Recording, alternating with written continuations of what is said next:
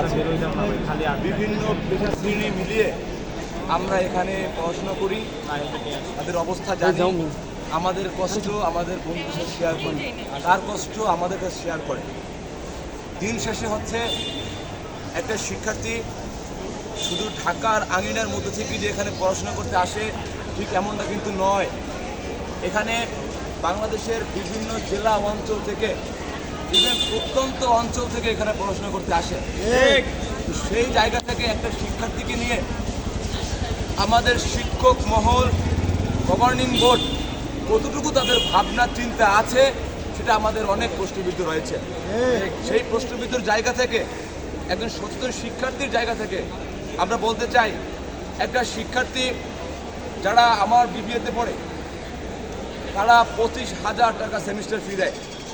সে কতটুকু বাংলাদেশের প্রেক্ষাপট অনুযায়ী শিক্ষায় গুণান্বিত হচ্ছে, কতটুকু শিক্ষা সেবা পাচ্ছে, কতটুকু গবেষণাগার পাচ্ছে না। কিন্তু একই সাথে এখানে অনেকগুলো ডিপার্টমেন্ট আছে, তারা যে বেতনগুলো দিচ্ছে, আমাদের কথা হচ্ছে আমরা যে বেতন দিচ্ছি এখানে বাংলাদেশের এতগুলো শিক্ষা প্রতিষ্ঠান, জাতীয় বিশ্ববিদ্যালয় এতগুলো প্রতিষ্ঠান, এখানে বাংলাদেশের জাতীয় বিশ্ববিদ্যালয়, এটা শুধু আমার প্রতিষ্ঠানকে কেন্দ্র করে বলছি না, আমি জাতীয় বিশ্ববিদ্যালয়কে টানবো এখানে।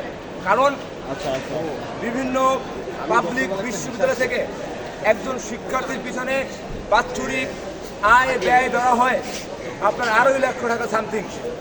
সেখানে জাতীয় বিশ্ববিদ্যালয়ের শিক্ষার্থীর পিছনে বাৎসরিক ব্যয় ধরা হয় 703 টাকা অ্যাভারেজ। এটা একটা হাস্যকর কথা, হাস্যকর জায়গা। আমরা এই যে ছোট্ট একটা আন্দোলন, এটা হতে পারে ক্যাম্পাস কেন্দ্রিক, আমরা কিন্তু জাতীয় বিশ্ববিদ্যালয় সংস্থা যাব। আমরা শুধু ক্যাম্পাস কেন্দ্রিক তাকাই রইনি। একই সাথে বলতে চাই, যেহেতু এই প্রতিষ্ঠান থেকে আমাদের সংস্করণ শুরু করছি, এই সংস্কার জাতীয় বিশ্ববিদ্যালয়ের গণ্ডির মধ্যে আমাদের ঢুকতে হবে। সিন্ডিকেটকে ভেঙে দিতে হবে। আমরা জীবন দিয়েছি, রক্ত দিয়েছি। আমার বন্ধু অর্ক এই প্রতিষ্ঠান থেকে পড়াশোনা করছে, তিনি হাতে বুলেট ঢুকেছে। তারা শুধু দেয় নাই, এই সংস্কারের জন্যই, এই সিন্ডিকেটকে ভেঙে দেওয়ার জন্যই আমাদের এই আন্দোলন, আমাদের এই সংগ্রাম, আমাদের এই বিপ্লব।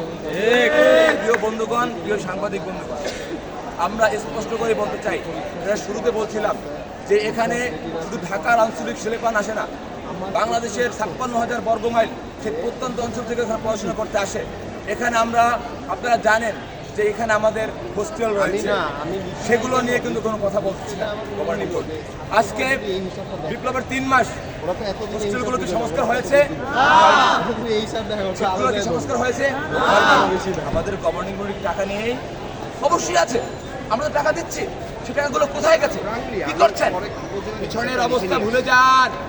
যেখানে এখানের প্রতিষ্ঠান সাথে সংশ্লিষ্ট যারা রয়েছেন, তারা শুধু প্রতিষ্ঠান থেকে ব্যবসা বাণিজ্য করেন নাই, এই যে বেতন বাণিজ্য এটা তো করেছেনই, এই আশপাশ মহল থেকেও কিন্তু বাণিজ্য করেছেন, চলে গেছে। আপনারা কিন্তু এখানে বসতে আইসেন না, আমরা কিন্তু আপনাদেরকে চিনি, বুঝি। আমরা কিন্তু স্পষ্ট করে বলতে চাই, যে বা যারা এই সিন্ডিকেটকে আবার নতুন ভাবে তৈরি করতে চায়, তাদের কিন্তু এই ছাত্র জনতা মেনে নিবে না, স্পষ্ট কথা। একই সাথে আরেকটা কথা বলতে চাই, কারণ একটা কথা বললে আনুষঙ্গিক কথা বলতে হয়।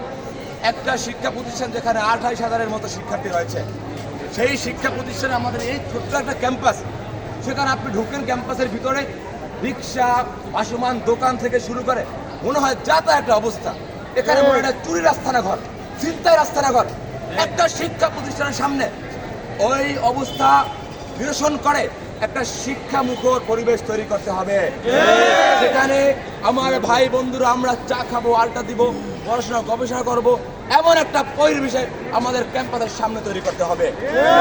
এই ভাসমান দোকান থেকে শুরু করে চুরির আস্তানা, চিন্তার আস্তানা, মাদকের আস্তানা, এই ভাসমান দোকানের মাধ্যমে হয়, সেটা উৎখাত করতে হবে। এই বন্ধুগণ অনেকেই কথা বলবে, আমার কথা এখানে সংক্ষিপ্ত করছি। ধন্যবাদ সকলকে।